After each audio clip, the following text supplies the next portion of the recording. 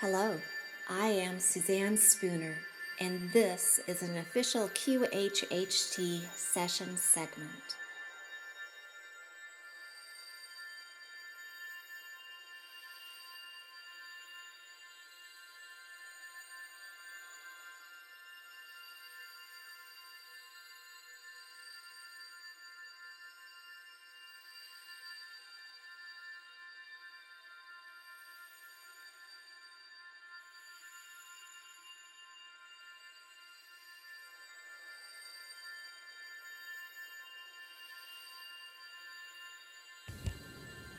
What's the very first thing that you notice?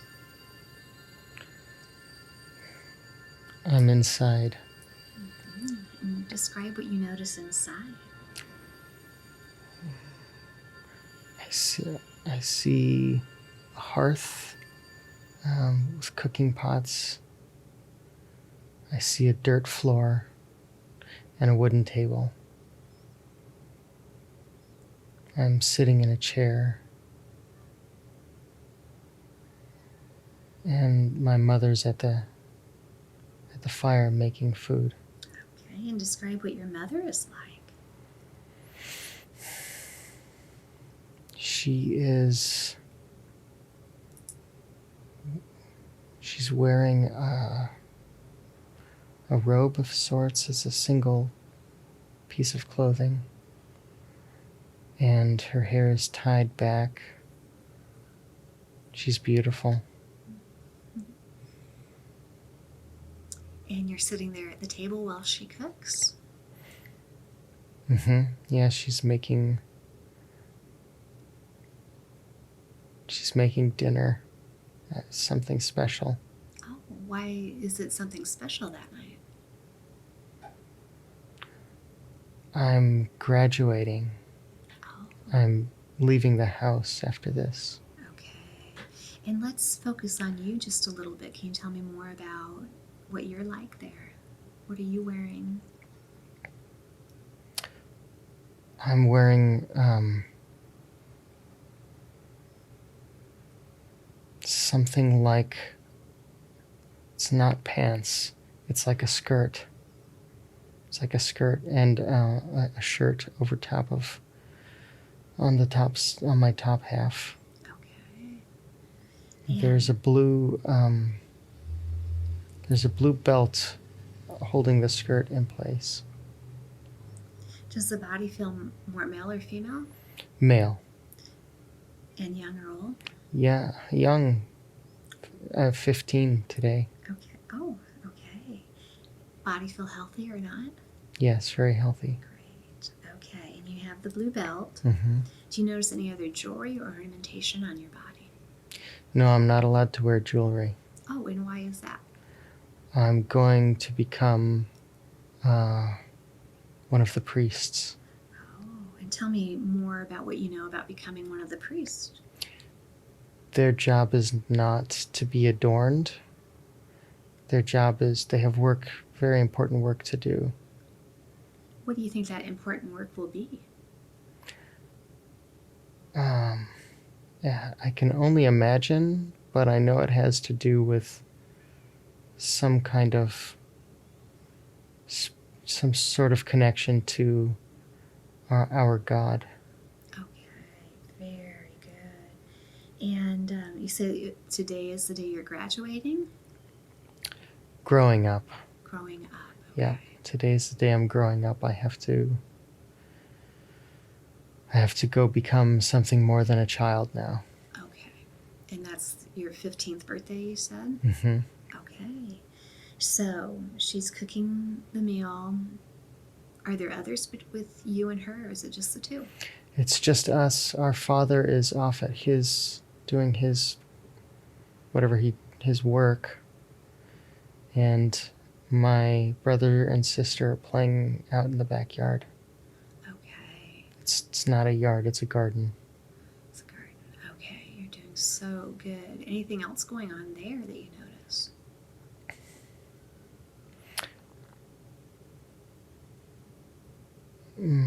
No, I can tell that my mother is both happy and sad.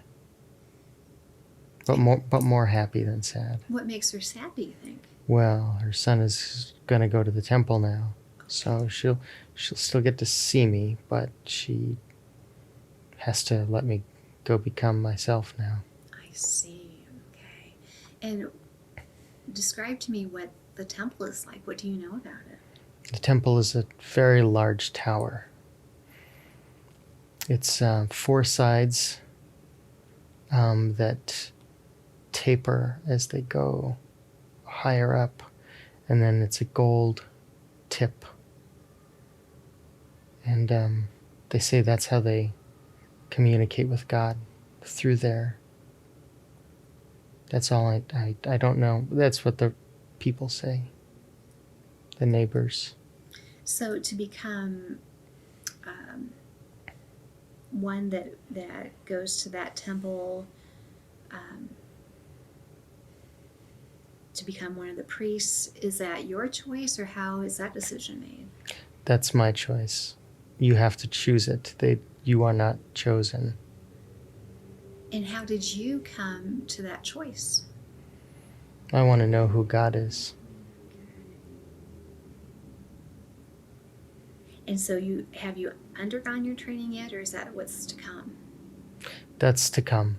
You can't start training until your 15th birthday. Oh, okay. Everyone starts some training in some field at 15. If they haven't started by then they're sort of... The neighbors don't like that. Everybody needs to get going with their lives. You can't be a child forever. Okay, so you made this decision that you're going to become a priest and go to the temple to learn how to connect or communicate with God? Okay. So from this point, what do you think that experience might be like? Exhilarating, I think. I think to be able to know whatever it is God is telling us to do would be just life itself. And the people that have already become the priests, do you know of them and what they're like? They're very kind. They're very nice. The priests are like normal people. They're doing their job, but there's a particular importance. There's a particular importance to what they do, so they take that aspect of their job seriously, but they still, they're very well respected, but they're still treated just like regular people. Maybe a little more respect than the average person. And do you get a sense of, will this be a long time to become a priest, or how do you know how that process will evolve? The education is broken up in parts. You have 3 years of education and then 3 years of practice. And then you have to, from there you can either be just a priest, or you can go into further levels which are not revealed to you unless you decide you want to take that path. So nobody really knows outside of those individuals what's next. Okay. Anything else about what you feel that you're getting yourself prepared to go do that stands out?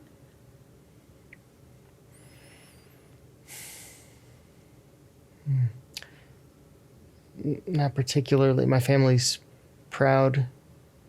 They're happy, but it's they're just happy that the next stage of my life is coming along. Okay, beautiful. All right, so let's leave that scene you're looking at. Let's drift and float to an important day in that life that you're viewing, drifting and floating to a day when something is happening, and now you're there. And now what do you notice?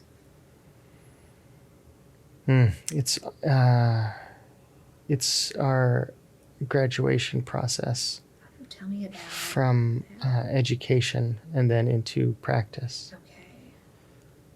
So my friends and I we've all been learning about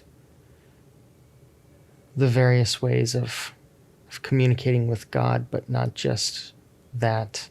We've also been learning how to utilize mana and other energies to influence the Earth's being. We've learned how to use elements from the Earth to shift energies and be able to create reality, to influence reality.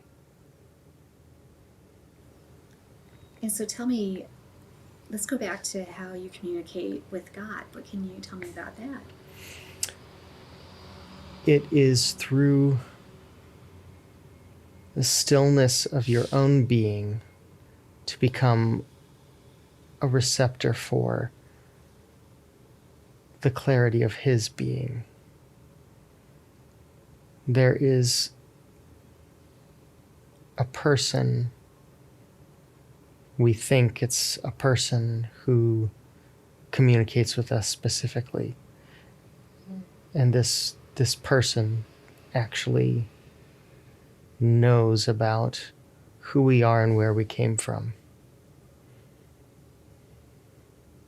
And so over the 3 years, what has been the specific process that you have mastered to have that communication with that person?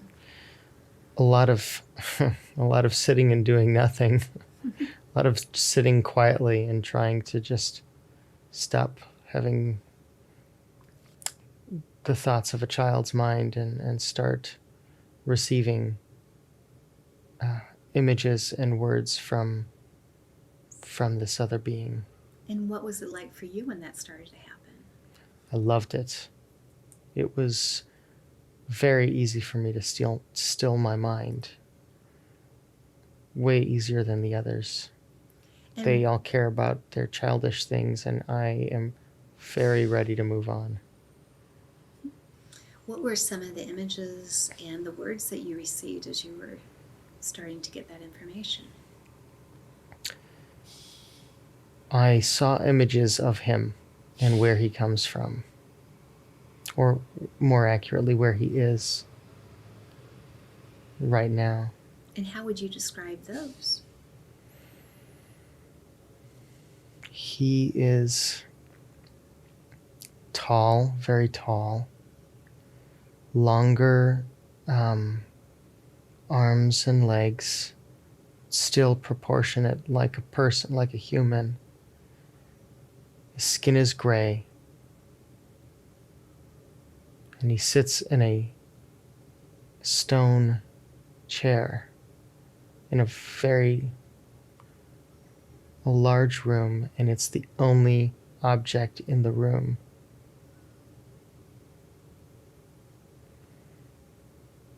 And he's very still. He's very quiet and calm. He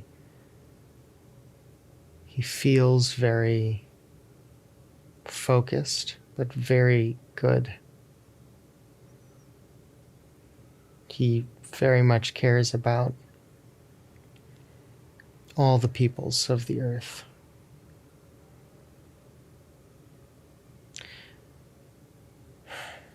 The room has an odd shape, though. Oh, tell me about that.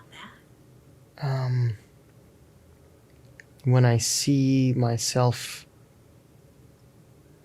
entering into the room where he's sitting, opposite of him, the room slopes down from the ceiling to the floor at a pretty serious angle.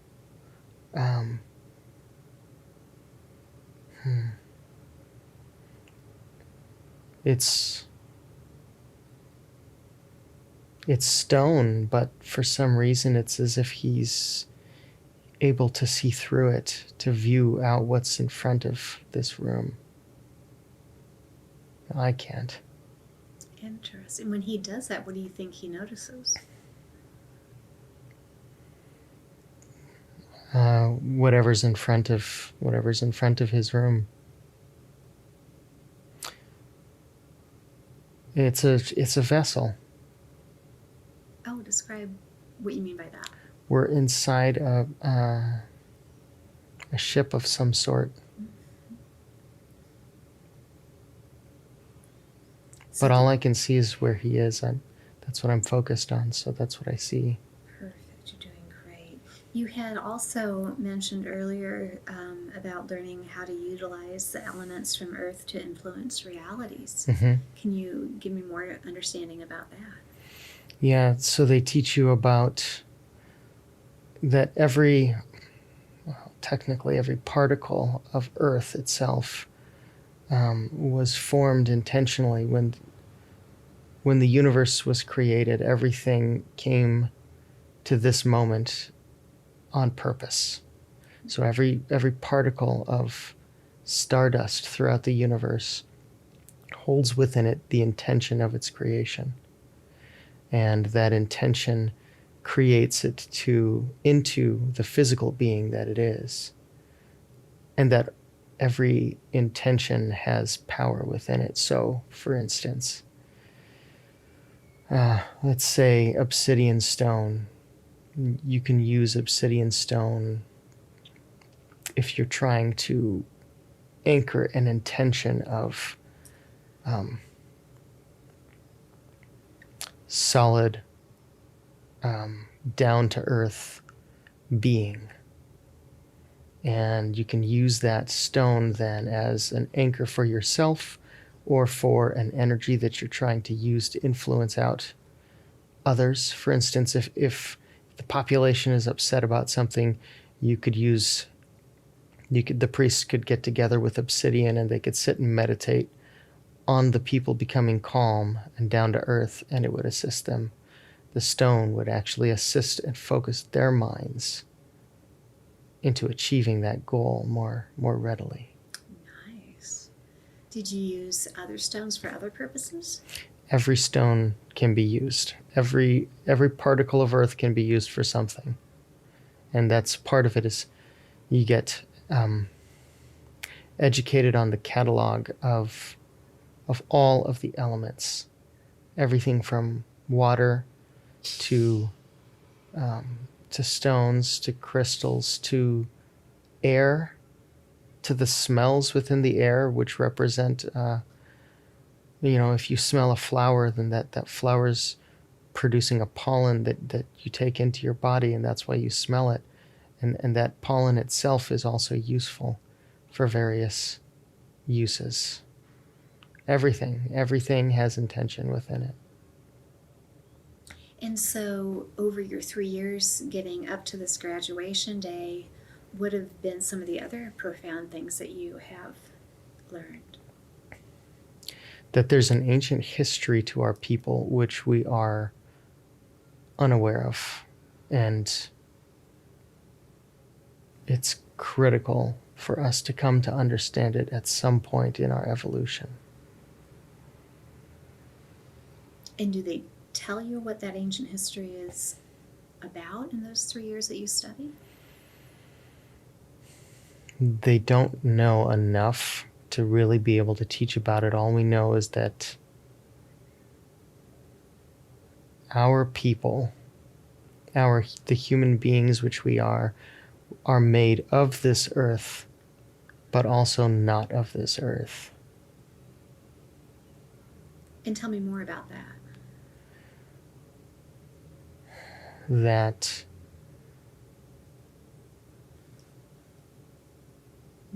God came down to this earth and created us, but we are part Him and part earth. They don't really say much more than that. They don't know how it's done. Very good. Okay. So now you're at the graduation. Tell me what that is like. We're in a grand hall, a very large building with lots of tables, and we're having our final. We jokingly call it the monk's meal. It's just a really boring stew that everybody has to eat because it's very easy to produce. There's no meat in it. Yeah, it's just vegetables and beans and some spices. Lots of spices, actually. And the graduation ceremony, It's very understated. The ceremony itself basically is just a celebration of the fact that we've come to know what we know, and we get to share that moment with each other.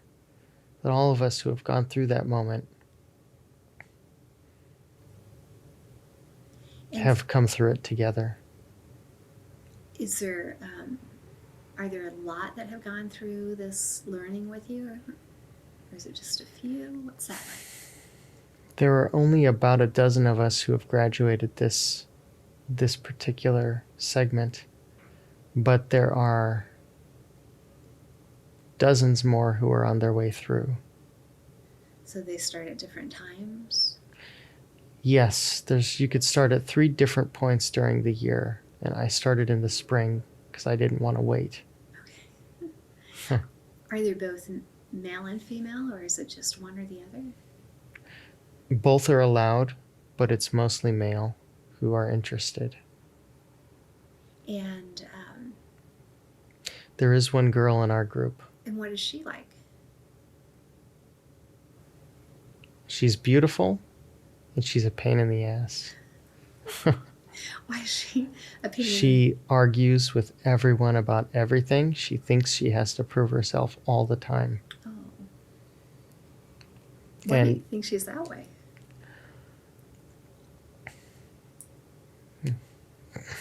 she was born that way, I guess.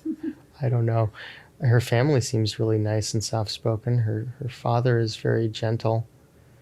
Her mother is just supportive. So I think she's that way because, I mean, I have a theory that it's because of past lives that she thinks she has to prove herself, because I don't see any evidence in this life. So you have... Oh, I know why. Okay, why? Because she likes me. Oh, okay. Mm-hmm. So is she trying to impress you? Yes. Yeah. So in my class, I'm the most advanced student. And actually, that from what everybody says, that it's been probably 50 years since anyone has done as well as I have. Oh.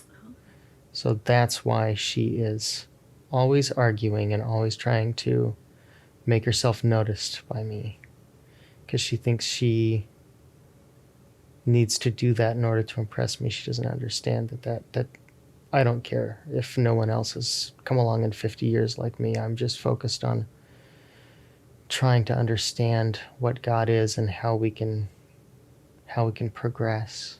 Okay. Do you have feelings for her? Yeah. Despite her personality. Okay.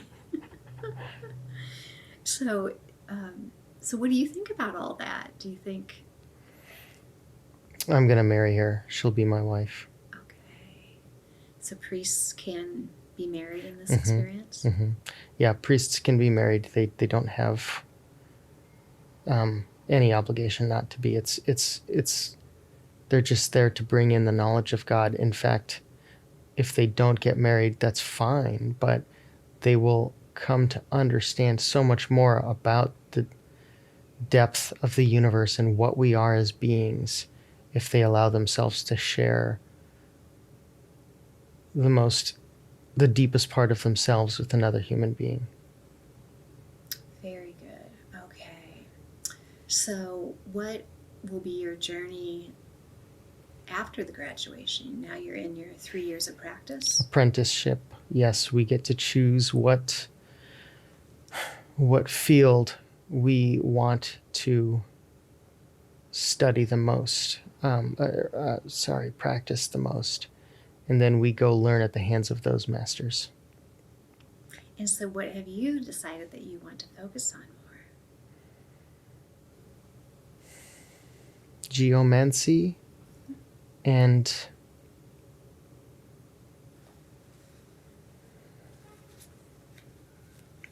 the word conduit. I want to be able to hear and direct as a potential voice of God's will. And I know that I need to understand I need to understand geomancy. I need to understand global compounds and the way the world is made and what the plan for the world is. I need to think very big, and I need to understand the details in order to do that. Well, let's talk a little bit about geomancy. Can you describe to me what that is? Yeah, it's similar to what I was describing earlier. It is learning how the various elements of the earth interact with the energies. There's a lot of unseen aspects of geomancy. So, I gave you the example of the obsidian. There are other different stones, there are other different elements, fire, water, air, things within the air. All of these things can be used to shape the Earth's position, to shape the energies that exist throughout the Earth, to raise frequencies and vibrations of the Earth. And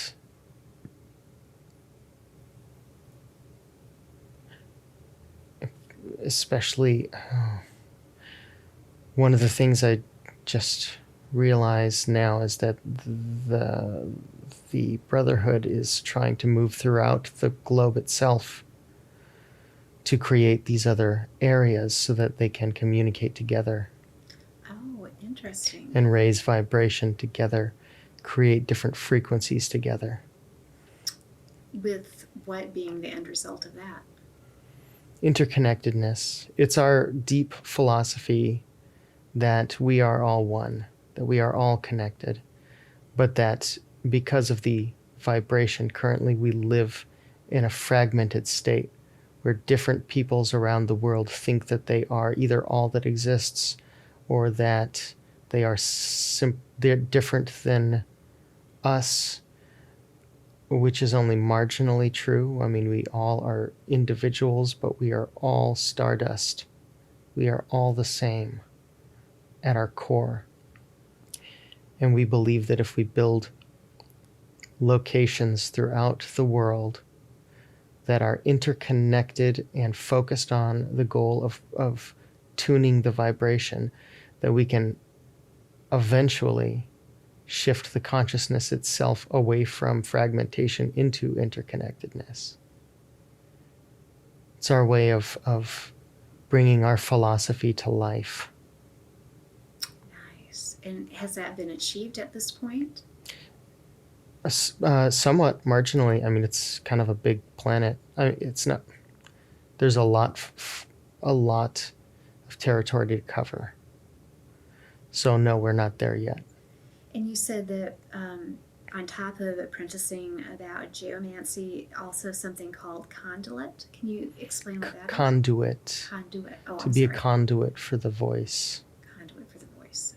To allow energy to come in, and wisdom and words to come in.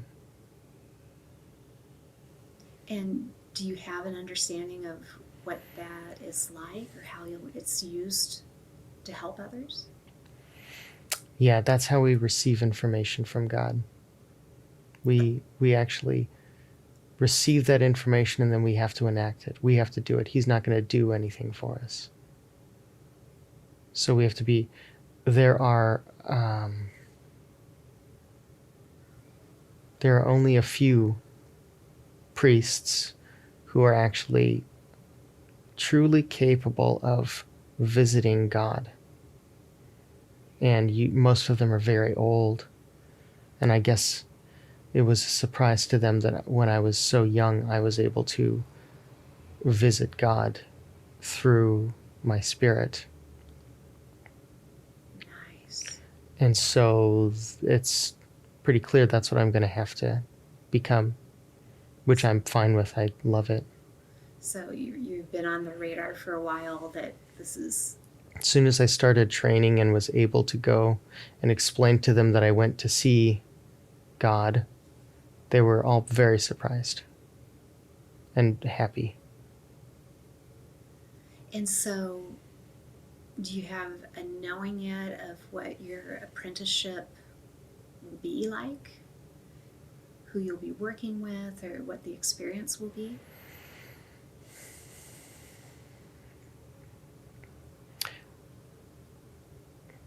Yes, this priest who's going to be teaching me, he's the best amongst them. He's the best. And I came to meet him and he immediately said, "Good, now go get your hands dirty." And he told me that I would be apprenticing with uh the students jokingly call it the road crew. These are the people who have to go out and like do the tedious work of maintaining the ley lines, and maintaining the shrines and the temples that are built all across our island. And it's kind of hard physical labor, and it's really boring. It's really boring work. I actually like it, though. I love carrying around the heavy stuff. I love pushing the carts. It quiets my mind, and I seem to think more clearly. I also love working with the elements themselves. I can feel the energy in all of them, and just being around them makes me just at peace and happy.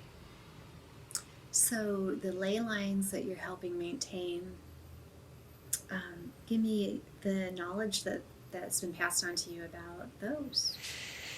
The city itself is centered on a ley line, and the tower is at the center of those ley lines. Those ley lines reach out. We didn't create ley lines. Ley lines are a part of the natural structure of the planet energetically. So as the stardust gathered together and accumulated, it built itself on a sequence, and that sequence starts from the very core of the earth and has repeated itself all the way up to the surface. So these ley lines were built by the source of all creation as it created itself. And these ley lines they're all interconnected. So if you are utilizing a particular intention on a ley line, it will run across the entire ley line, almost as if you're on the other side of the planet where it reaches, even though you're physically not. They're an incredible source of power for affecting any kind of change, or positive or negative. And so, the temples and the shrines Mm-hmm. that you're carrying those elements to, Mm-hmm. tell me more about those elements and how they affect. Mm-hmm. Well, water is a very calming element. When you put water into one of the shrines, it can soothe and calm. It can also, it's very open, so it generates energy very, very efficiently. It's also kind of annoying to transport because, it sloshes, it moves around, it can unbalance your cart.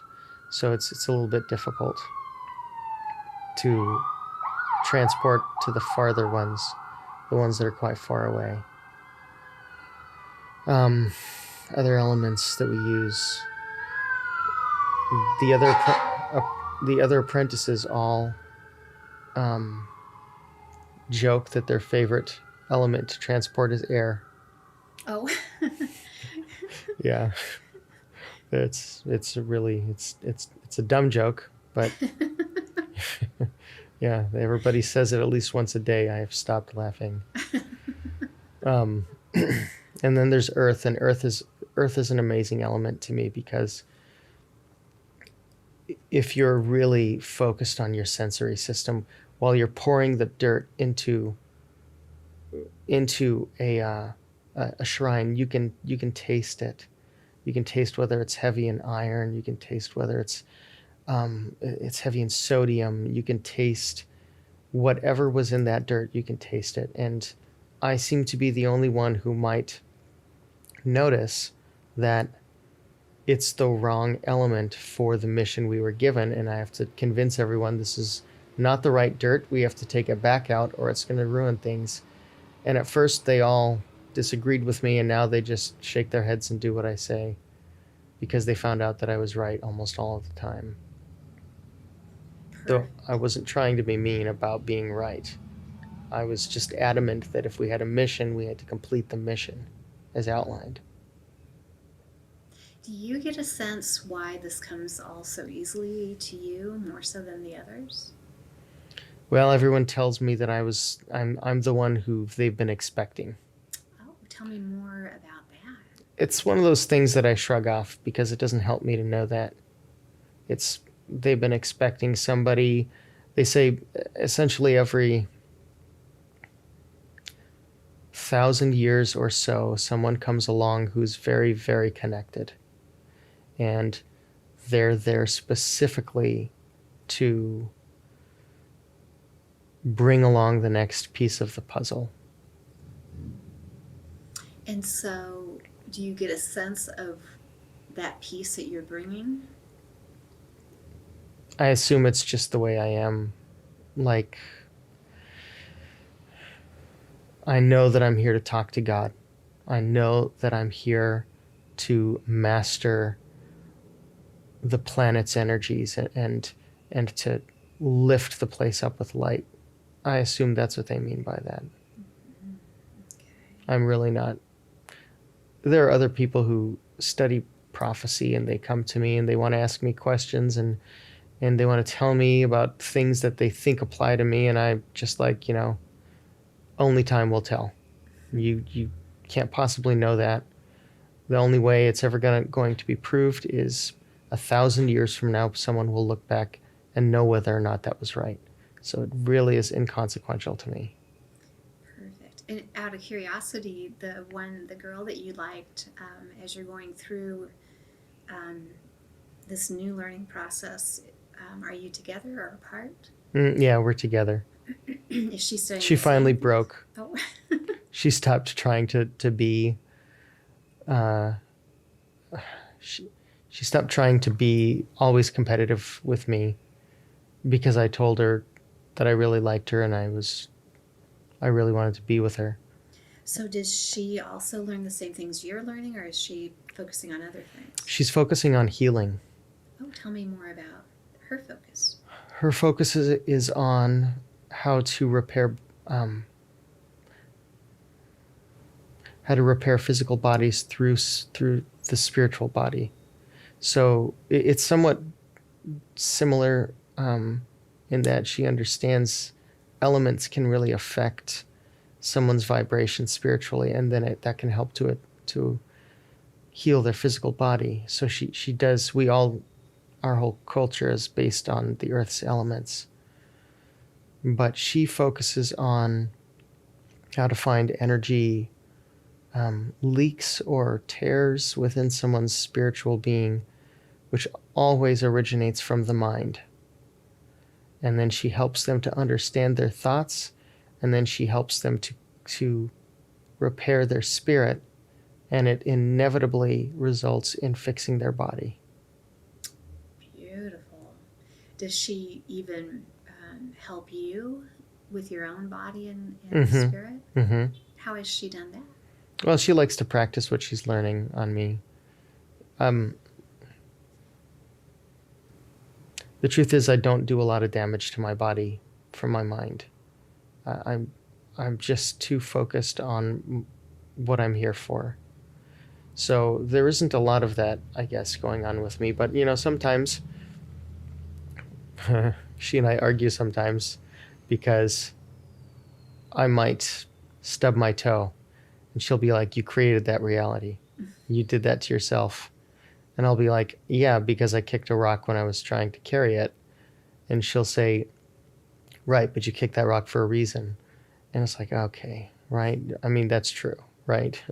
Philosophically, yes, I created stubbing my toe, but it's going to be fine in a little while. I don't need to delve into my thoughts to try and fix that. And inevitably, she wins those arguments because she is right, and she'll sit me down and say, listen, the universe is trying to bring your attention to a thought that's been led astray. Let's track it down. Let's figure out what it is. And then you can stay focused on your goals. But if you focus on your goals to the exclusion of all things, then you are going to fail. And she's brilliant. Beautiful. Great understanding. Nice compatibility between the two, it sounds like. Mm-hmm. Mm-hmm. It's good that she's as stubborn as I am. No coincidences, probably. Exactly. Okay. So you're on your way of doing your apprenticeship? Mm-hmm. Yep. Working with all these different temples and shrines and stuff. Some of them are big. Some of them people live in, and some of them are like smaller cities that are nearby. And some of them are just a shrine on the side of the road with a god symbol on it. What is the god symbol? It's a bird. And sometimes there's an eye. Like a human eye? Yep, an open eye that's watching. Okay. Watches over us. And the bird is, I don't know, I guess it's to symbolize, hang on. Yeah, the bird is to symbolize ascendance. Ascendance. And it is a direct symbol of God himself. Nice. And the temples that you've apprenticed at, Mm-hmm. are there any that stand out as something more than the others? Yes, I mean there are some temples that are they're like local temples for smaller cities. None of them are going to be like what we have at our city. What is it like at your city? That's the tall tower. The gold on the top? Yeah. There's nothing in the world like that. Tell me, what's the purpose behind having the gold on the top? The gold on the top deflects negativity. It creates an energy vortex around it that we can control. So if any sort of low vibration is coming into that area, it actually pushes it away. It creates a sphere of a shield that pushes that negativity away. But at the same time, that negativity just sort of crackles along the edges of that sphere. And if anyone is aware of what's going on, they can actually use that discharge, that energy discharge, and change that vibration through the elements along the ley lines and turn it into a positive force. And that's what they always have. My master is up in the top of the tower, always paying attention to that. And he'll give us orders. You got to go to this ley line and put these elements in it, and all of those who are apprenticing under geomancy have to go do that. Okay, so that's the focus. Mm-hmm. Very good. Anything else about that you want to mention? No. Okay, so let's go ahead and leave that scene. Let's drift and float to another important day in that life. And now you're there. And now what's happening?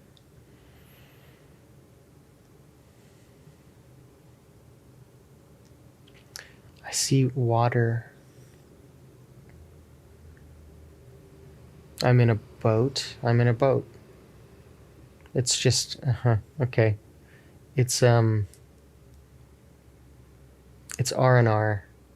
That's what it is. Okay. Myself and a bunch of other friends, all of our graduates, those who graduated my class, were sailing. We're racing against each other. Oh, okay. And so what else do you notice going on there? It's our last week of apprenticeship. Oh, we're getting ready ready to finish up that 3 years? Yeah, and this is the only time we'll all be able to get together near the end of our apprenticeship. So we've all gotten together and we're spending the day at the beach. Our people love the beach. Our people love everything about being on an island. And so we are out in these boats sailing and just enjoying the spray of salt water, the wind. We can see the colorful fish down below. And we're racing against each other because it's fun. It pushes you. It makes you better at your craft, you know. What is your boat like? How would you describe that? It is, it's shallow. It's wood. It's shallow, and there is a sail that is, it's a triangular sail. It's fairly small. This particular boat can hold maximum 4 people, but it's just me and Katrine is my girlfriend. What is her name again? Katrine. Katrine. Okay. And so as the race goes on, She's determined to win, and I don't think we're going to win because I am not the best sailor. oh, But she really, really wants to win. She's got some of the other guys in her same apprenticeship. She really wants to beat them. okay. So, She's just very aggressive. so at the end of the race, what happens? Well, we did not win, but thankfully neither did her her fellow apprentices. They placed higher than we did, but nobody really cares. If you don't win, there is no second place in our culture. It just doesn't matter. You either win the race or you didn't and you still raced, you know. There's one of the guys from one of the apprentices from the war department actually won the race, which we all feel good about. We'd prefer our soldiers and sailors to be able to sail better than us. Well, that's interesting. So tell me, if you could, the different types of apprentices. You say you're Geomancy and Conduit. She's healing. This one, that one is War Department. Are there others? Yes, there are. Ancient histories, astronomy. Actually, sorry, it's both. Everything, all of the stars. Okay. What else is there? Those are the 5 major ones. Oh, governance. How to organize a civilization, a society, so that it functions together. Those ones are boring, I think. I guess that's just my opinion, but... Very good. Sounds like this apprenticeship, this priesthood, really has a lot of knowledge behind it.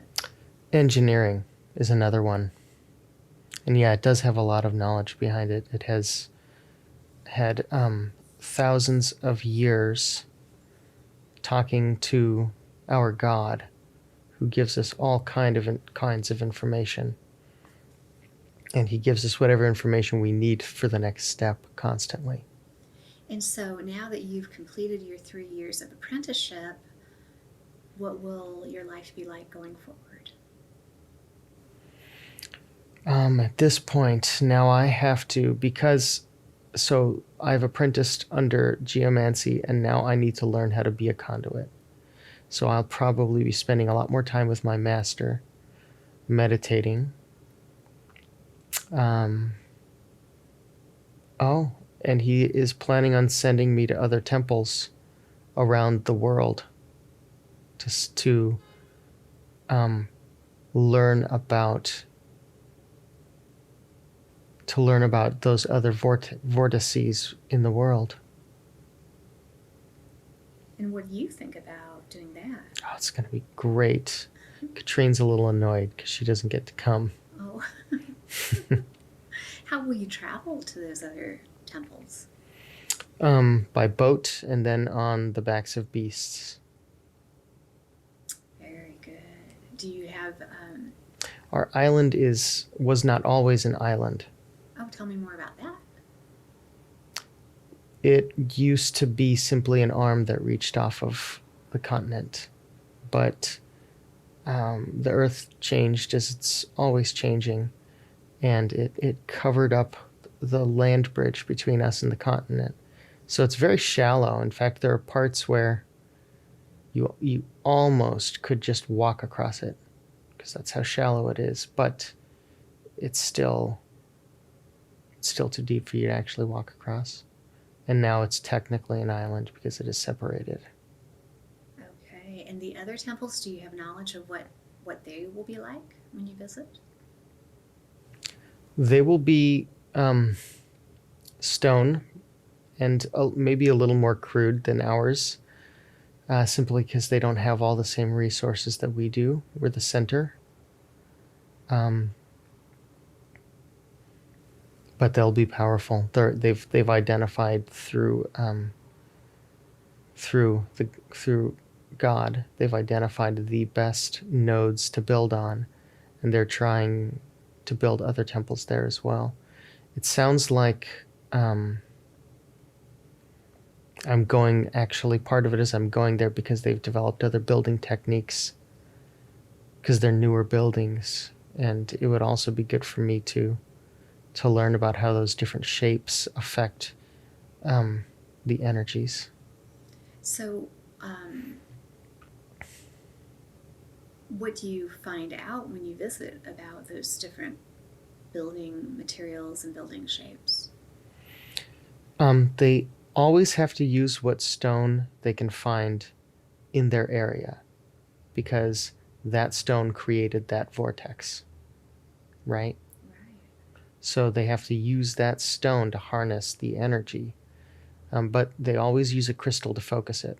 There's always going to be a large piece of quartz, very large, somewhere within it to focus the energy to it, to amplify the energy. And some of them are different shapes, like some of them are in a circle. Some of them are in a circle, and some of them are just in a tower-like form, a straight form. There is one that's very small. They must have been experimenting with the different geometric shapes, because this one almost angles outward, which seems like it would... I'm not one of the engineers, but it seems like it would make it very unstable.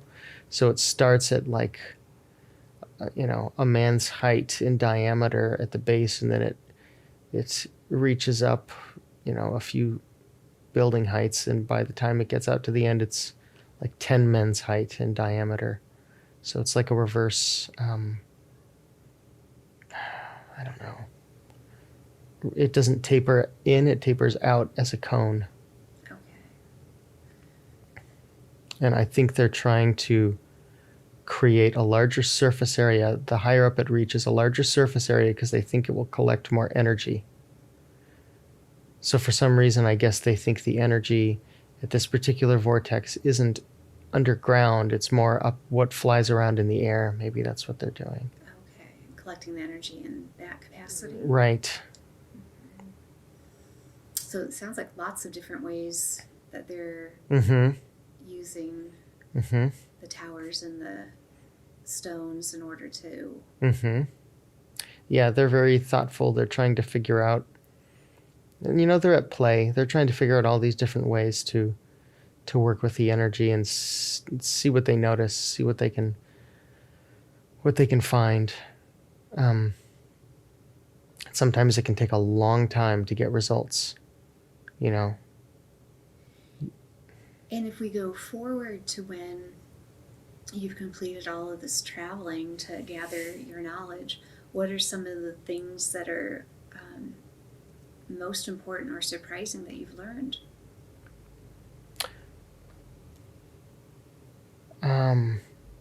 I would say that each location, most of these locations, you have to work with the people that are in that area as well. They don't all believe in God. So they have to be convinced about this temple being for whatever philosophy they ascribe to. And they don't know that it's actually being built by God for God's purposes. Only ones that do know for certain are Egypt. They're very clear who God is. Oh, okay. So tell me about, do you visit Egypt, or? Yes, I did go there. It was very sandy. Okay. And what was the work that you were doing there? I was getting to meet some of the other brothers who are higher up. And they have identified a very large node there, that a very important energy exists right in there. They call that the center of the world. Interesting. And that there's a very large energy node right there. And they need to come up with a plan. They don't have anything there yet, but they need to come up with a plan for the best way to affect or to harness that energy. And so when they come up with a solution, what do they do? Oh, it won't happen in my lifetime. It's they're still in talks about it, and these talks may last their lifetime to find out the best plan for it, because the people there are difficult. And they have to try to work with those people. They have already convinced them about God, the presence of Ra. But that's as far as they've gotten in trying to figure out how to convince them that they don't need to be constantly fighting with their neighbors is difficult. And I think, I think that it's very important to these masters that the energy be built right before they build the buildings. And so, do you know what that process is like? They have to convince the people's minds. They have to convince the people so that their minds are more about oneness, so that when they can build these buildings, it will reflect the intention of oneness. Just like the earth was formed, so these ley lines are further expressions of the intention that lies within the very dust of the earth. They have to make sure that the minds that go about creating this segment of reality reflect that same intention. Sounds like a very big job. Yeah, it's probably going to be long. I don't mean to be a downer, but it's probably going to be lifetimes. Okay. But this is how it gets started. Yes, they're at the very starting point of all of that. And are they aware of your temple, the tower with the gold on top? Yep, they all learned there. The masters all learned there, and then came here when they were told about the plan. Perfect. Through the conduit. Anything else that you are noticing that you want to share? All I can say, well, there are small temples that have, so that they can communicate with the main temple. So those have started? Yeah, they have. It's like 3 stories, so you can sit on the roof of this building and meditate and try try to hear if any messages are being sent and try to send any messages. It's very small, but it still works. And it is built out of limestone. And this is in preparation for what will come in generations of the larger structures? This is temporary, total temporary. It's basically a spiral staircase that leads up to a meditation platform. Okay. Made out of limestone. Yes. And limestone again because of why? Limestone because there is a lot of it, and then also because in this area as well, but also because the moisture in it does make it more conducive to electricity, to thoughts. Oh, and explain why that's important. Well, the brain is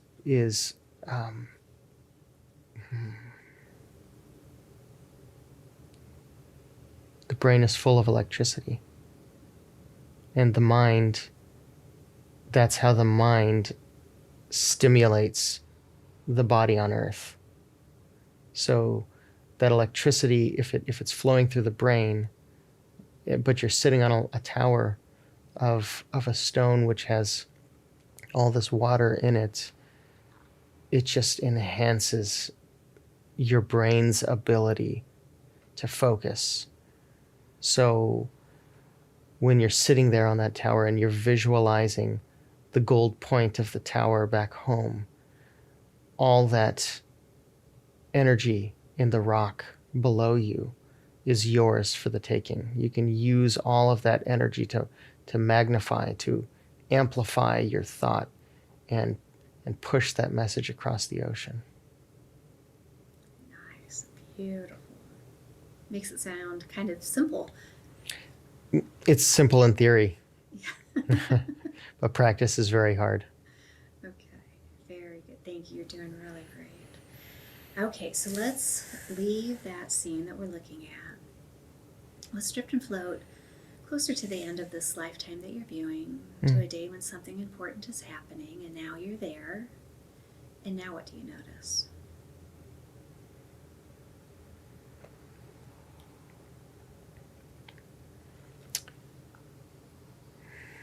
We're at sea. We're at sea. This is just, this is later. This is after the island fell. We're at sea. And we're deciding. We're sailing down around the main continent, and we're gonna go west. We're deciding whether to go southwest and try a dangerous shortcut or just go west and spend a lot longer out at sea. What do you decide to do? We're going straight west. It's not worth the risk, in my opinion. Okay. Just a shortcut. And so, as we learned before, the island had both things coming from the sky and earthquakes from the bottom. Mm-hmm. And you take with you some important things. What did you take? Books on engineering. The engineers are going to need that, and the future generations are going to need that. It has to do with engineering in regard to, for the purposes of geomancy. So these are specifically how to build the temples and how to build shrines, and then also how to not identify. It has to do with the ley lines. It's a map of the ley lines, and how to build within ley line, within the ley lines to utilize their energy. And when you look at the books that show you how to utilize the energy, what do they describe? They show you where to place your cornerstones. They tell you the optimal measurements from the base so how large your tower base should be. These are some equations that show you how, if you're going to support how much height, how wide your base needs to be. That's the boring stuff. But they do tell you where to put your cornerstones once you've identified the exact locations of the ley lines and which of the cornerstones are the most important. And so explain that to me. Why are some cornerstones more important than others? Has to do with geographical location. So the closer to the equator you are, so if you're south of the equator, the southernmost cornerstones are the most important. If you're north of the equator, the northernmost cornerstones are important. If you are building directly on the equator, then there needs to be a center stone. And that would be the anchor for the building.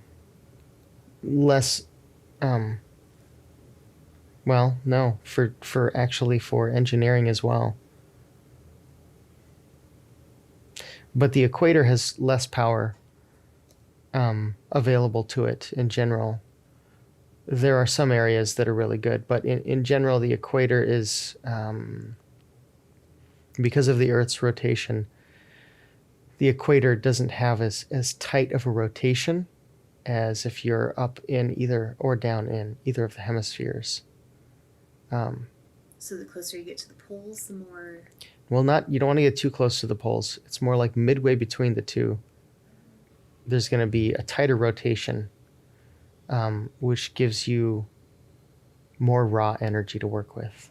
Oh, it's more focused. Okay. So those are the most preferred spots to be in? Yes. It depends on what it is you're trying to do, but in general, you'll get more focused energy there. If you're trying to build something that has an intense energy, you want to be halfway between the equator and one of the poles. Interesting. Okay. Anything else about that is important to know?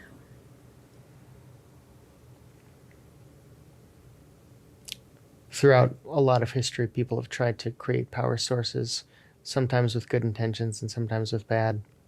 And they almost always wind up in one of those areas that isn't directly on the equator, that is somewhat offset, or between the two points.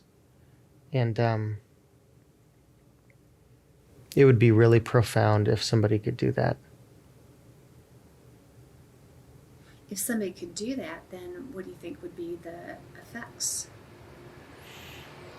Limitless power, limitless energy. If you were able to really, really build something there that could capture that energy, and you did it in the right way, then you could actually create a power source within a power source. And so as you were talking earlier, Egypt was a point of great interest because of the energy. Is that one of those places? Mm-hmm. It's one of the places. It's one of the reasons they want to build there. Is they think that they could create a pocket vortex that then creates its own energy on top of the Earth's energy. And it would be a source of just incredible power. And the island that you were on that sunk with those natural disasters, was it in an area similar to that? It was further south than Egypt. It was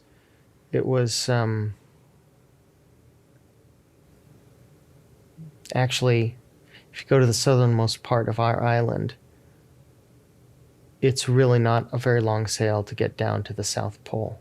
Okay, so it's in between the South Pole and the equator? Yeah, but closer to the South Pole. Okay, interesting. Interesting. So those are some of the things that you and your others are, Mm-hmm. Brotherhood, are looking for in order to Mm-hmm. work with the ley lines in the most effective way? Yeah, and to promote world union, world peace, world interconnectedness. Very good. Okay. Anything else there that you want to mention before I move forward? No, I don't think so. Okay, so let's just leave that scene that you're looking at. Let's drift and float to the last day of that life, and now you're there. And what's going on? I am at camp. I am watching over the camp, surveying it, just noting that they've done well in trying to rebuild. And is this after you've landed? Yeah, this is sometime after we've landed. This is, I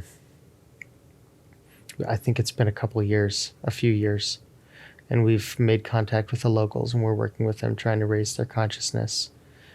We are encamped with them so that we can really, really put our money where our mouth is in interconnectedness. And we want to raise their consciousness up without bringing ours down. It's always difficult, but we're going to try. And I'm just noticing that everyone has, they've done well. They'll be able to carry this torch. They will be able to complete the mission of getting the grid up and running. Very good. And so, why is it that this day will be the day that you exit the body? Because I'm very close to death, and I want them to feel the awe, the awesome power that we can have as beings, that we have the choice to simply walk off. I want them to be inspired by that. I don't want them to see me as someone who is unwilling to face the end on my terms and just find a body that's empty and lifeless. I want them to know what our destiny could be. And so, describe for me the process that you go through at the very end. I am sitting atop a limestone block, a very large one. I can feel its energy. This is a really good one. This is going to be a good cornerstone. And as I go within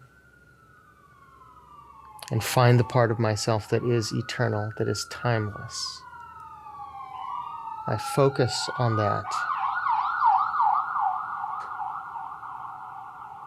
And I allow that part to come up from my heart, all the way up into the consciousness behind my eyes. And as that happens, everything around me begins to glow. And that timeless eternity that I'm bringing up through my body, I allow it to push out the crown of my head towards the heavens. And I can actually feel myself turning to light. My body itself.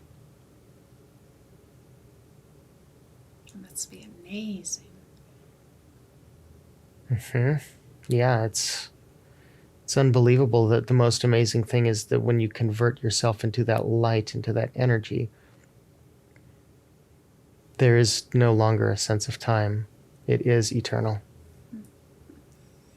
All right. Now, whatever has happened.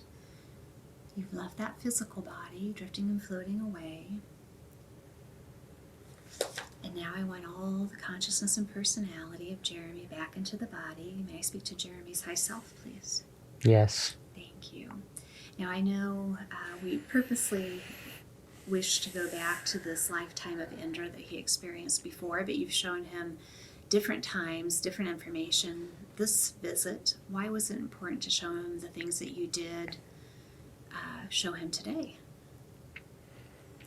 He was very, very curious about the history of this lifetime and how it could affect human consciousness on a group level. And these details that we showed him today fill in the blanks. They help him to understand that it was a real lifetime. It was a real lifetime with friends, family, loved ones, normal everyday activities, as well as the extraordinary moments throughout. And so, from your perspective, what is the most important parts of that whole entire life that would help him to focus on? The devotion, but the thoughtless devotion, that it was a calling that came from within Indra, which he followed, and he unhesitatingly answered the call. It didn't require any consideration. And the information that you shared with him today, how does that relate to his current life?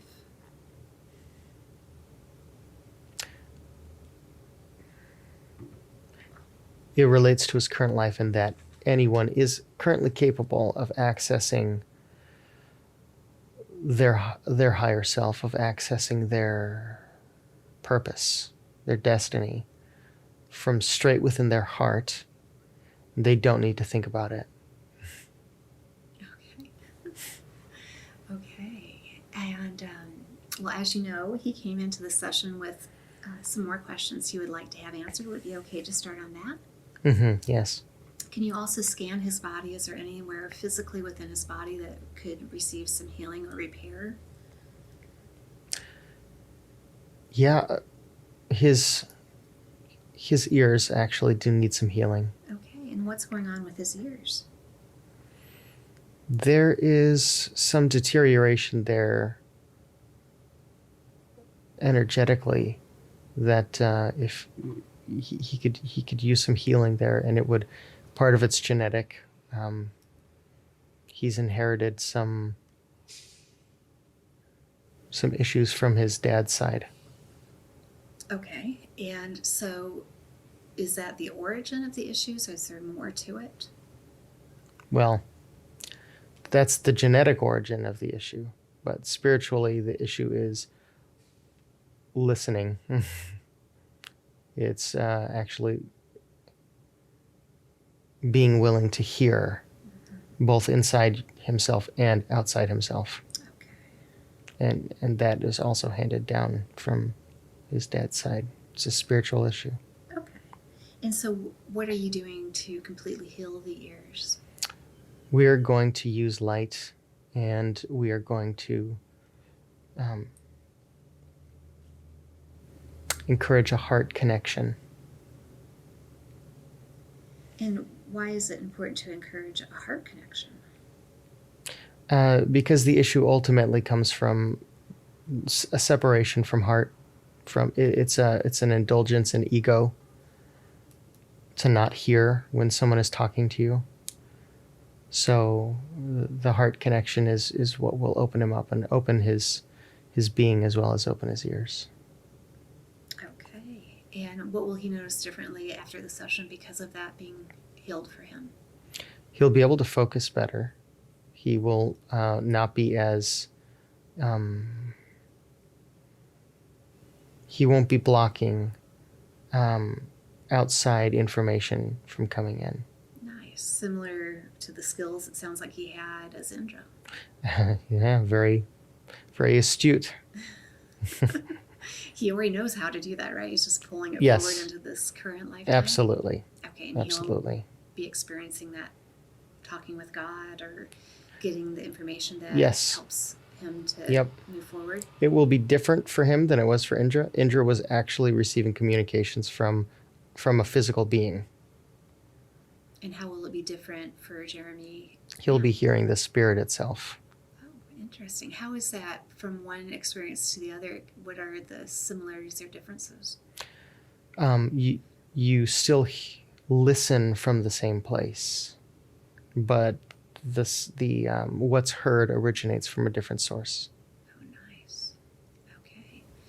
And so that healing is complete now, or is it still going on? It will be ongoing for a little while, but it's predominantly going to be handled during this session. Great. Okay. Anywhere else in the body that you're focusing on? Everything is good. All right. Well, he would like to know whose plan was it to build the grid, I'm assuming around Earth. That's twofold. The spirit of life itself, which we call God, wants this grid built throughout the whole universe. That's the intention. That's the intention of the universe's existence. But the ones who consciously brought that piece of information into the universe are not of that earth. They came to that earth and are wanting to build that grid there, to raise it up as a project to elevate and evolve consciousness rapidly. And so when he was talking about when he was learning to have communication with God, he saw God in a room on a stone chair and then later described it as a ship. Mm-hmm. Can you give us more understanding of what that was? Yeah, that's actually a being known as Ra. It is what he was watching was one of Ra's drones, one of Ra's physical beings that he could enter into. And that's what was in the chair? Yes. Okay. And that drone is inanimate without Ra's consciousness. So he was learning to have that communication, and that's the connection that he made? Yes, the connection, because the connection that he sought out, it always transmitted from that ship, from that particular vessel which orbited Earth. And Ra, whose consciousness exists across a vast area, could visit into that drone and give messages down to his people on Earth, and then perhaps leave and visit and tend to his other areas of import. Oh, interesting. Okay. So kind of like an omnipresent or not an omnipresent? Multi-present, multi-dimensionally present for certain. Ra exists within a dimension that is devoid of space-time, but is able to cross into dimensions where space-time does exist and interface with it without losing itself. Okay. Beautiful. Thank you. So can somebody plug into that grid? Yes, that grid can be plugged into by anyone at this time on planet Earth. And explain, should somebody want to do that, how is that accomplished? Through going inside. The important part is to still the voices which are taking up space. In fact, those voices which take up space are the antithesis of the grid. They are meaningless, while the grid is pure meaning. The easiest way to still those voices and connect to the grid is to connect your own feelings to your purpose, to whatever you feel your destiny is, to whatever brings you meaning.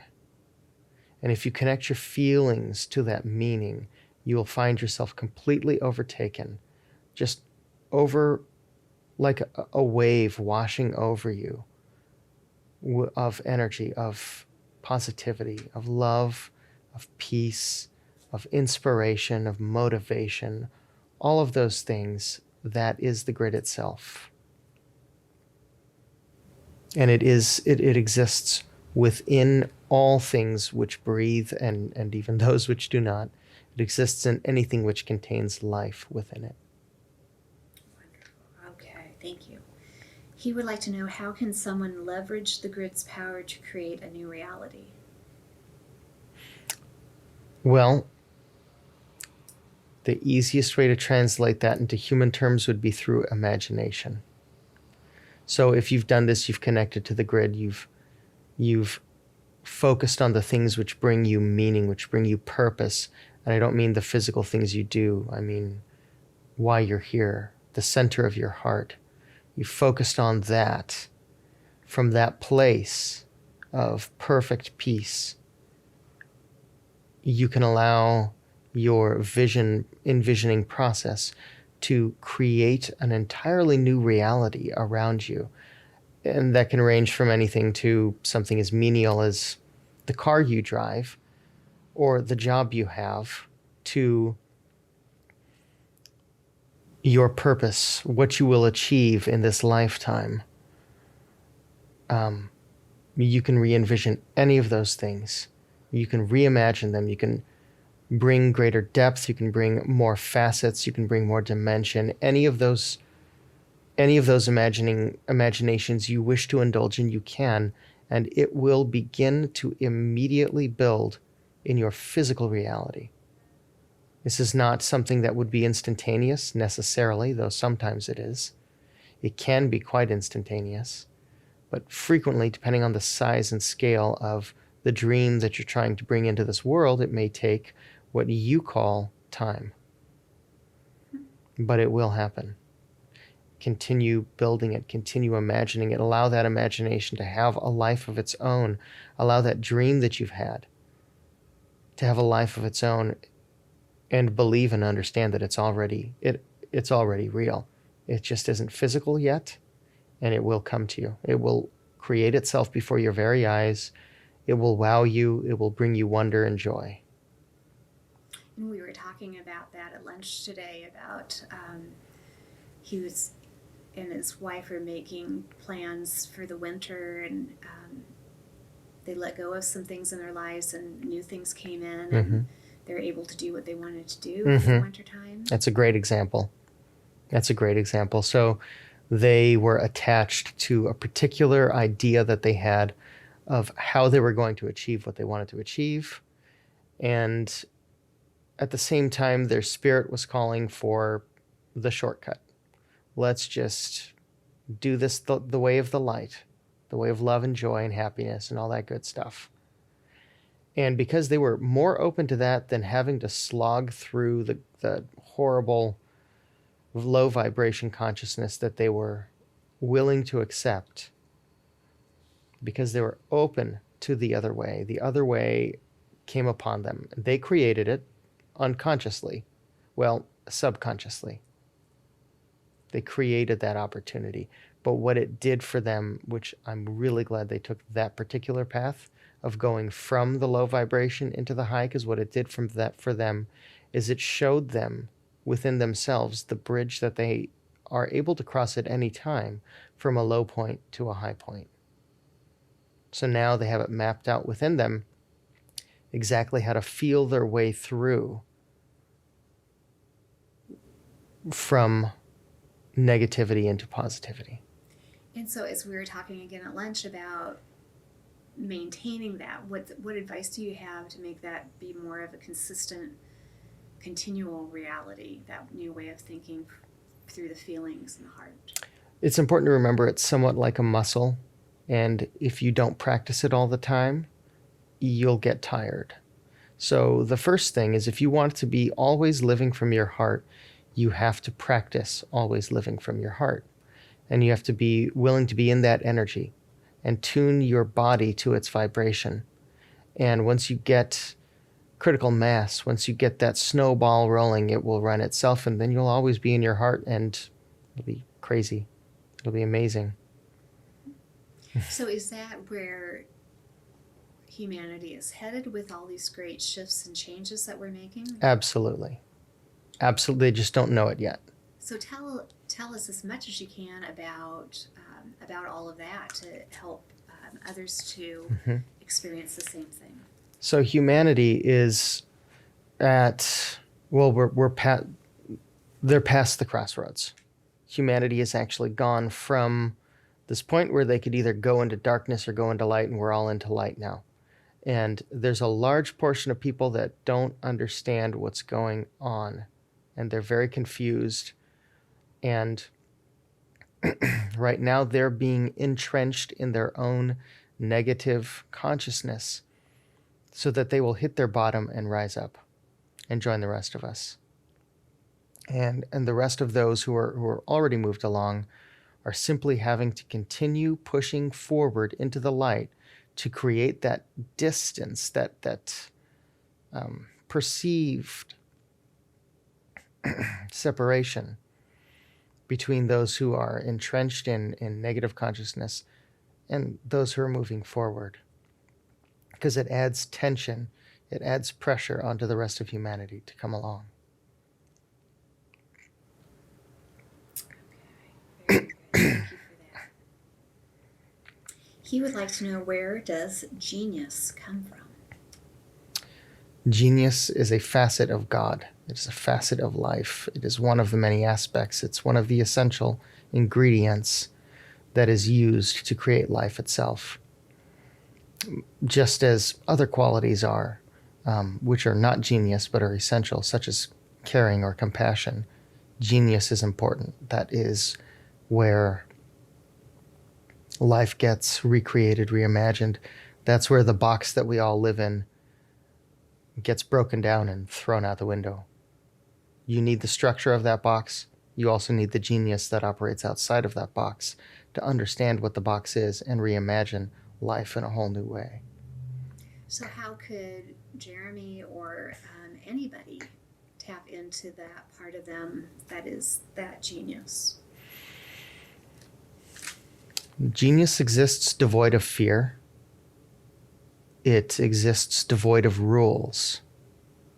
So if anyone wanted to access genius within them, they would need to be willing to cross into the unknown. They would need to be willing to let go of that which they feel keeps them safe. And they would have to do so without any fear whatsoever, and genius will present itself. Genius is available to anyone if they want it, for good or evil.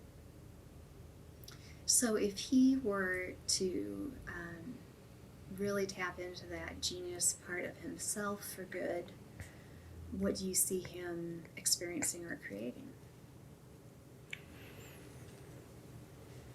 His genius would be about exactly what we've shown him today. The genius that he has available to him is acting as a conduit. He would be able to bring information in that is very, very enlightening and uplifting to mankind through one medium or another. What would you say his purpose in this lifetime is?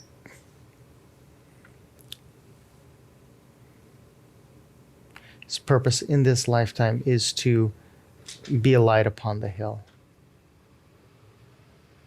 He's supposed to shine as a beacon to allow people to understand that no matter what you've come from or no matter what consciousness is yours to transform, that you can do so. You can do so and have love and laughter in your life the entire time. It's supposed to be a simple way of stating what the new earth is. That the new earth is not devoid of conflict. It's not going to be without its challenge. It's just going to be those challenges and conflicts are going to be greeted in a way that is so much more enjoyable. That is so much more impassioned, satisfying, and fulfilling. And that it can all be done through love and laughter. Joy's a big part of that, isn't it? Yes. Yeah, joy is a huge, huge boon to raising any vibration of consciousness. So I keep referring to it. We just had such a great conversation at lunch when we were talking about, if we're having a bad day or sad experience, but we change our brain to look at it as something, there's really something good that came from that. Mm-hmm. What is that doing internally to change or affect our human experience? The way you would experience it differently in the new earth, you would still have those challenges. Those challenges are still going to occur, but you will understand that those challenges, you would simply see it differently rather than as something that is coming against you or that is trying to take something from you, that is attacking you in some way. You are actually understanding that God is within that challenge. God is within that thing that comes against you, revealing himself to you in a new way, showing his face to you in a way that you've not seen before. And it actually becomes fun, becomes exciting. All of a sudden, you get fired from a job you've had for 15 years, and you're like, oh my God, I didn't expect that to happen. Wow, what kind of brilliance is this that's now pushing me along this other path that I didn't think I'd ever be able to be on. And it turns out now that I've been fired from this job that I'm comfortable in, I can pursue this thing that comes from deep within my heart. God just fired me. That's amazing. It's all joy then. It's all another form of good, even the bad. And I would imagine with that perspective, then, instead of going into a loop of depression or victimhood. Yeah, those things won't exist, actually. Good. Yeah, depression and victimhood are a very low correspondent of a higher vibratory experience that we simply, maybe you'd call it pushback. Okay, so something like that happens. You don't need to be depressed. You don't need to be angry because someone is keeping you down. All you are is, oh, I'm being relocated. And likewise, it's not something that happened to us. It's something that we created. Yes, to learn from. that we actually desired deep within our hearts, maybe secretly.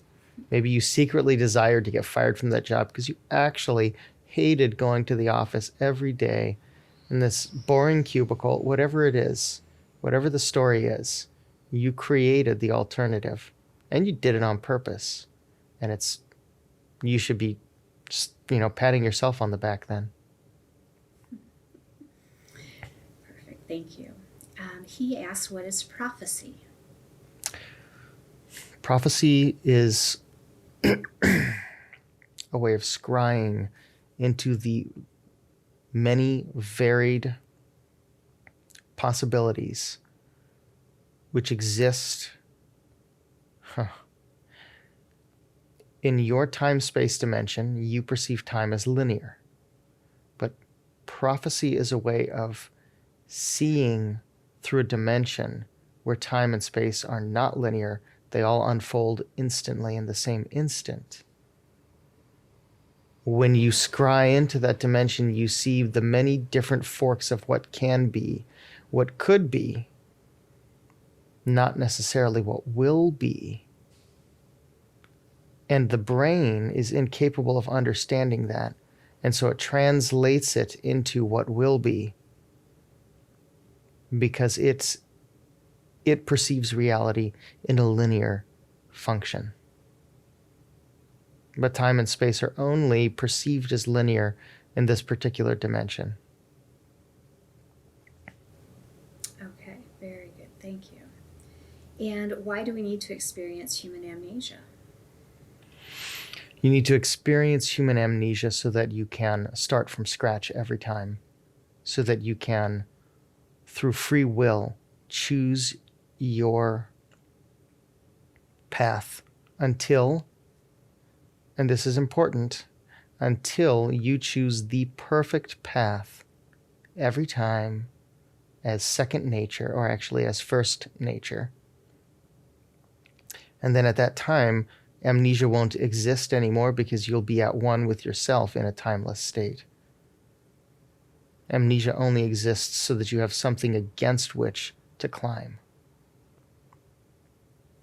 And so with the free will aspect of the amnesia, some people, when they listen to sessions like this one, they feel that we don't have that free will, that they, will say, you have to go down into this life to help Earth, or you have to do this.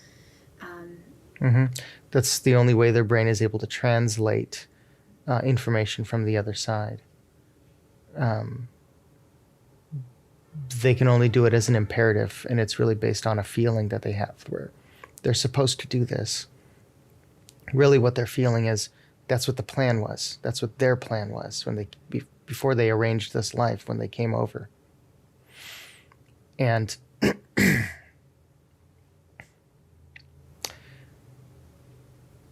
free will plays into it in that you have to choose it in this dimension, because choosing it is so much more powerful than being forced to do it. It's not real if you're forced to. And that's the whole reason evil was allowed into this realm, is because you need contrast. You need that thing which is not in order to become that thing which is. So this has been the human experience of duality. Yes. Excuse me. Yeah. Exactly. And from your perspective, where are we at in that experiment of duality? Almost done. Like within the lifetime, most likely. That's very exciting. Yeah, well, it's very rapidly progressing now. And there's a lot of contrast at the moment. And that contrast is only really felt and experienced. It's only perceived in your reality if you are not moving progressively fast up the ladder. If you're up at the top of the ladder, you don't even see the contrast. You don't even know what people are complaining about. You're just like, oh my God, life is great. Life is amazing. All these things that come my way, God bless the broken road. You think it's this horrible, terrible thing that's happened to you. It turns out to be the best thing ever. If you're down in the dumps, then you're just like, everybody hates me. Everybody's trying to keep me down. And you're going to experience that contrast until it pops you out the other side with enough pressure, because critical mass is moving forward in the light now. Beautiful. Okay. Thank you. So I think you just probably answered his next question, unless there's more to add to it. At what point do we transcend the amnesia? Right. Exactly. We'll transcend the amnesia when we have, with full free will, chosen to be our best selves, to be our perfect selves, and then nothing else exists. Nothing but exists. You'll actually find a change in the human brain at that point. Scientists are beginning to recognize it now. They are beginning to recognize that the brain is rewiring differently. They're just not sure what they're looking at. And you will find a total rewiring of the brain. It's going to be a completely different thing. What's amazing is the brain used to be one, there were not two hemispheres. It was one brain. And then it was split into two hemispheres to better perceive our reality and understand what free will is in this dimension.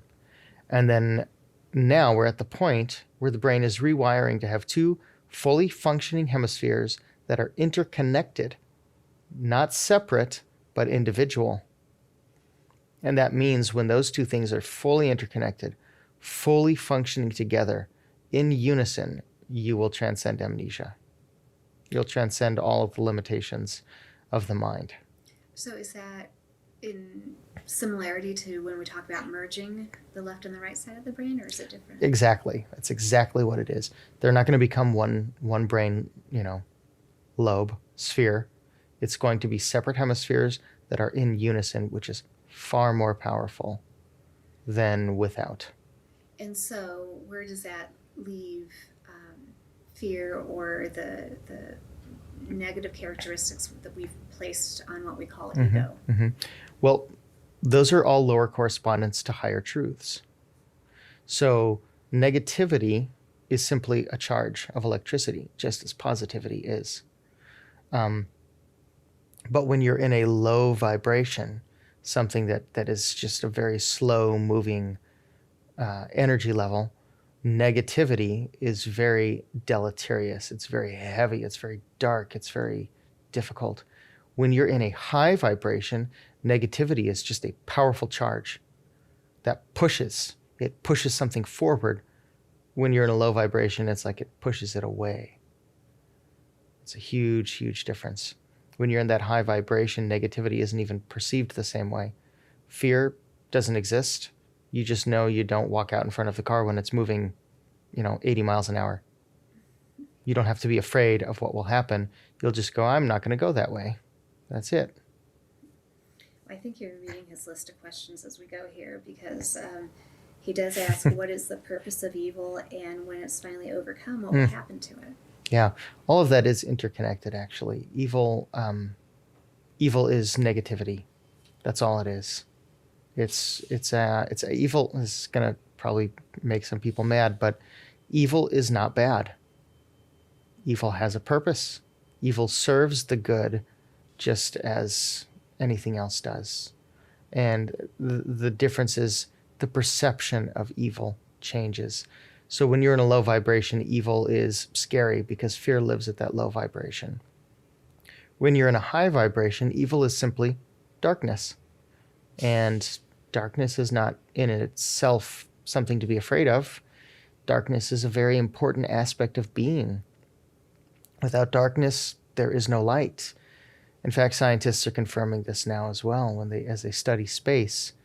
Dark matter is very, very important to the construct of this universe. Without dark matter, light can't move an inch. Light needs to be transmitted through dark matter. That's a very high vibration way of looking at darkness, and therefore our perception of what evil is. So, what pops into my mind is the saying that's kind of popular right now about living your best life. Mm-hmm. Yeah. Yeah. Yeah, that's true. It's kind of that higher dimensional way we've, of being. We've been trying to poke those ideas through wherever we can. It's like, yeah, live your best life. That's true. You should become your highest possible self, and it's a great way of approaching it as well, because it keeps you in your moment. When you're at the pastry shop and you buy a cup of coffee and it's going to help you think, it's going to help you have a clear head. And you're like, I think I'm also going to get that cheesecake while I'm here. And you know what? Maybe I'll grab 2 because I'll want one later. Well, or you could live your best life. And maybe the cheesecake is great. Maybe that's going to inspire you. Maybe you're going to come up with some amazing poem that you write about about life and its intricacies that's inspired by the texture of this cheesecake. I don't know. That's up to you.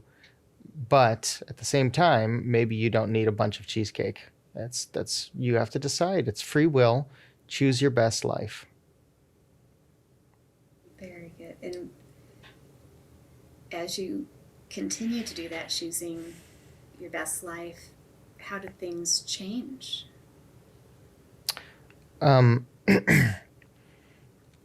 Exponentially. So every time you hit a higher vibration of being, the options in front of you, certain options drop away, certain low options drop away. But for every single low option that drops away, imagine 2 to 3 high options opening up. And all of these options are simply paths that lead you more deeply or more quickly to your highest self. And every time you make a higher choice, then it's exponential. It's cumulative. The possible ways that life can come into you just grow exponentially. Beautiful. Thank you for that. And how is the new earth most significantly affecting human beings? In a lot of the ways we just discussed, but the most significant way is, as you've been told in the past, it will seal the it will seal the door where evil dwells. And it's not evil itself, it's your perception of evil. The low vibration of fear, of anxiety, of all those things will not even be a consideration anymore within the new earth, because you are what you focus on, and you will focus on the good stuff. And that good stuff will simply grow. It will be watered as a plant is watered. It'll drink in the light and the care of your heart, and it will become a beautiful garden. And then you'll realize all those things you're afraid of, you can't even remember them. You don't even know what they were anymore. And eventually, even that will be forgotten. The world will even forget of its wars. Well, so the question that we get a lot of times in these sessions about the new earth is, the perception. Is it happening all at once? Will everybody notice something, or is it an individual thing? Has it already happened? Everything is happening at once, and everyone is experiencing it. Some people are trying desperately to ignore it simply because they live at that lower vibration. But fortunately for everyone involved, we don't have to leave any of them behind anymore. They will be pulled up just because of critical mass. There's so much light moving in. There's so many people who have chosen the light. There's more than not. And it's pulling everyone out. And as they get pulled out, they get enlightened and they grow, and it pulls even more people out. But perception of it will vary dramatically. We are all in this boat together. And so, as we start to really experience this new earth, what's the best way to help others if that's needed? Well, the best way is to do you. The best way is to follow your path, to listen to that voice that's inside you, plug in, follow that path, live your life. Everybody that plugs in powers the grid as well as draws power off of it. So if you are living your best life, as Suzanne pointed out, then you are actually winning the war for everyone else. Nice. Is there anything that he didn't ask about today that you wish he would have?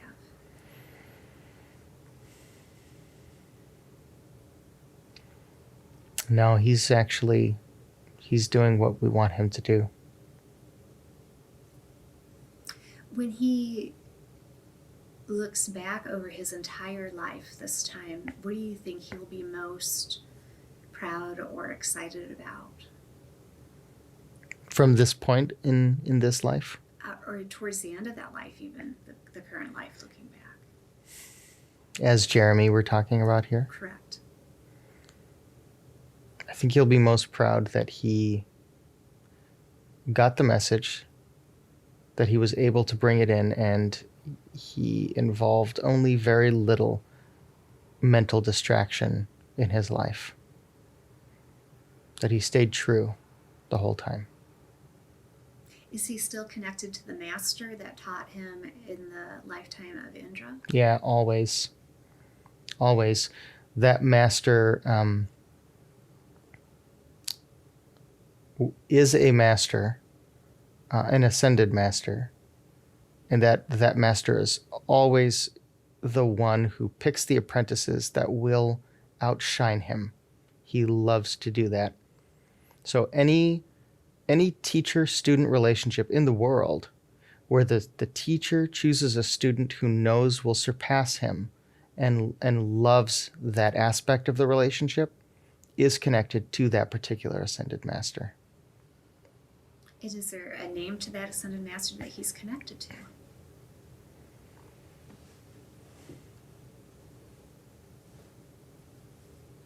I don't have that at this time.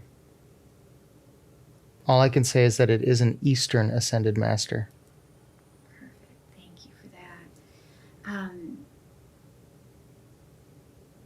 that. life of Indra has been one that has affected him since his first session. He says that he is able to lock into that lifetime and get more information even in his awake and aware state, which is very exciting, not something that has typically been experienced. Can you tell us more about that ability and how he and others are able to do such a thing? Yes.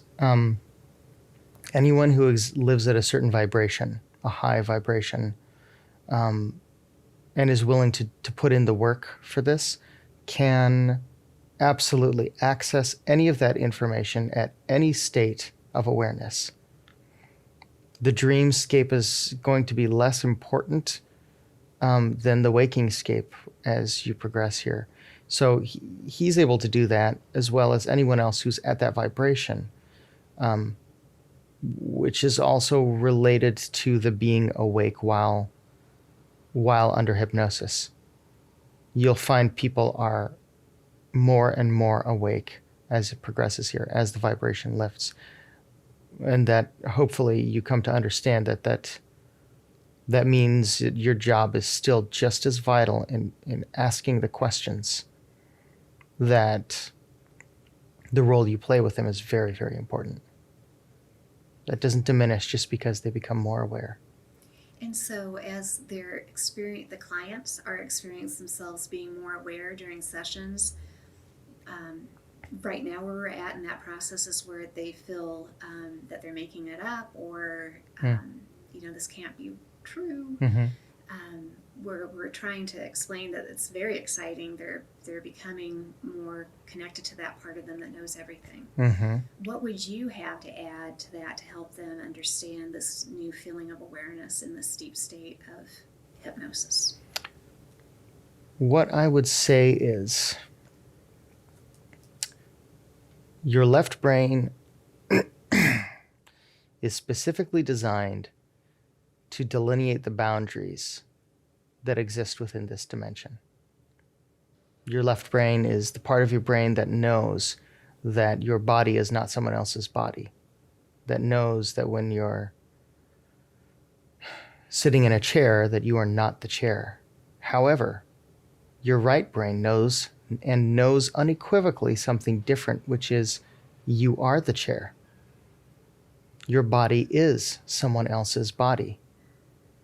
These dualities exist in this dimension for the purposes of contrast, and for the purposes of achieving an understanding at a challenge level that will make you great.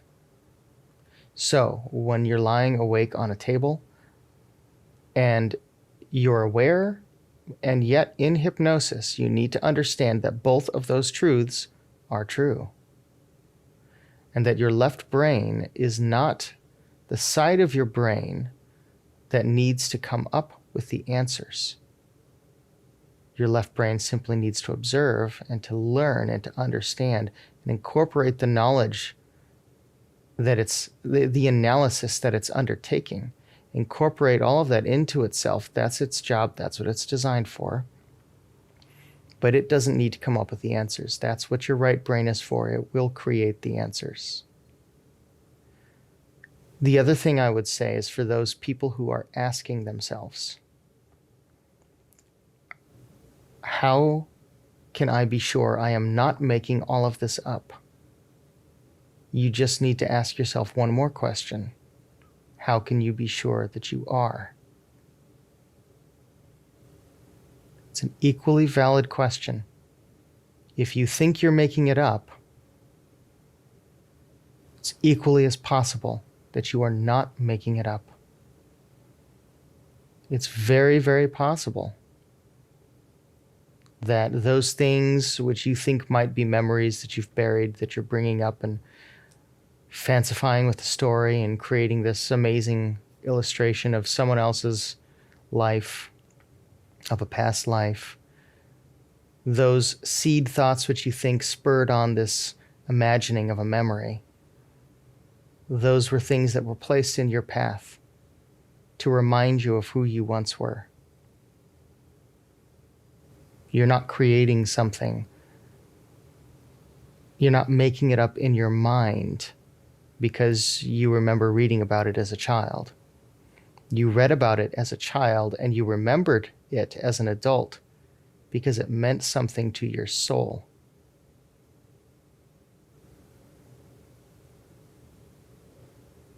It's a very important thing for us to understand moving forward here, that those two halves of the brains, as they come together, they have their purpose, they have their points.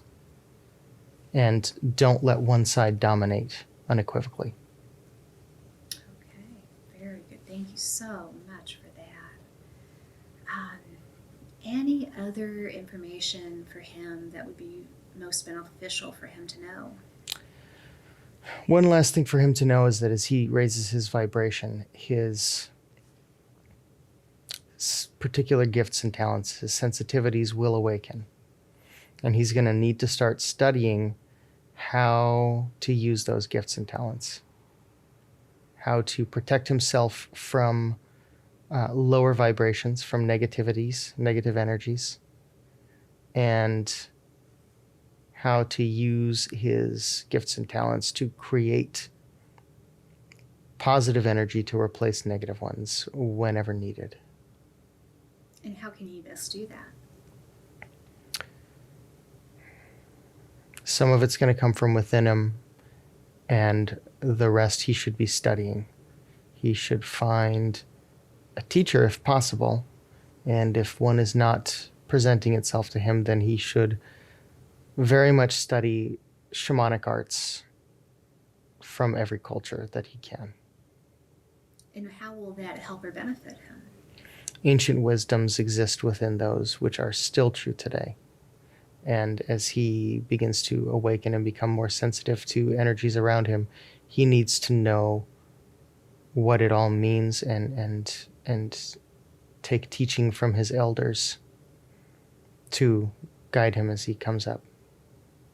Awesome. Thank you so very much for that. Is she having any simultaneous or parallel life experiences currently? Yes. Can you tell us more about those? Well,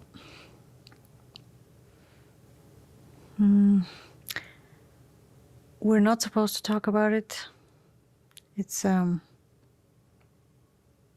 very it's basically the different choices that lead to different experiences, but We just like to learn. It's so fascinating. Are those different choices in the current life or other times? current life, there's multiple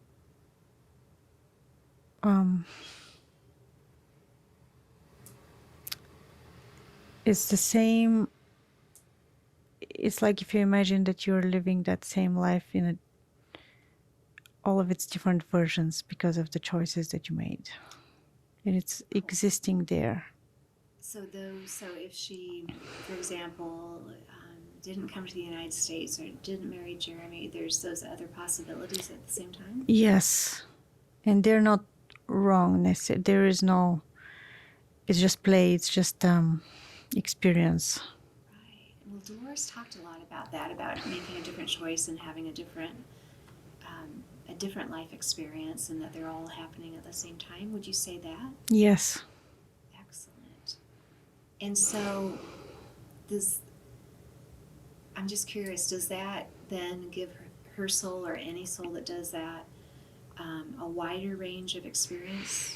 Definitely. It's profound. It's very,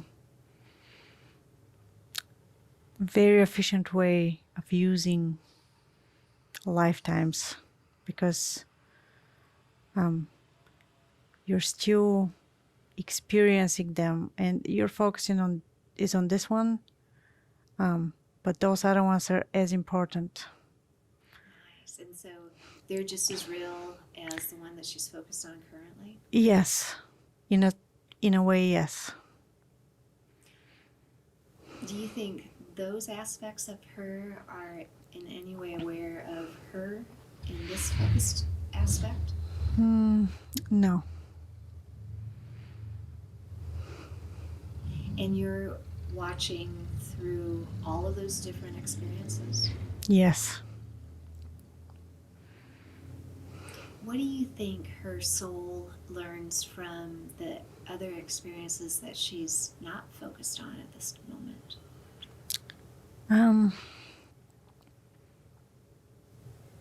It creates this memory of, it creates these pathways of experience that it's like a study. It's like a data that gets organized in a way that it's like a puzzle that gets solved. And so, if I can expand on that a little bit, is she at the same time also having different lifetimes happening simultaneously beside the current? Yes.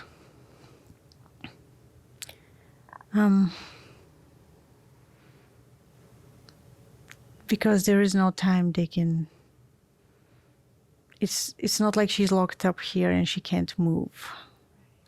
Like we can have all those different playgrounds. It's not linear, right? No. So interesting. And so, let me, if I can keep going on. Yeah. So that part of her that was over on the spirit side, is that also having many different simultaneous experiences? Yeah, it can transform to anything, and it's because there's no limitations. It's not as restricted like it is in a human body. It can create way much easier than when you come through here and it's just a part of you that it's here. In the beginning, you said that you felt that you couldn't share some of the information to that question about simultaneous and parallel lives. Can you explain why that is? We don't want to interfere with human choice because then it can create doubt. So the staying really focused on the one life experience Yes, is most beneficial to the soul? definitely.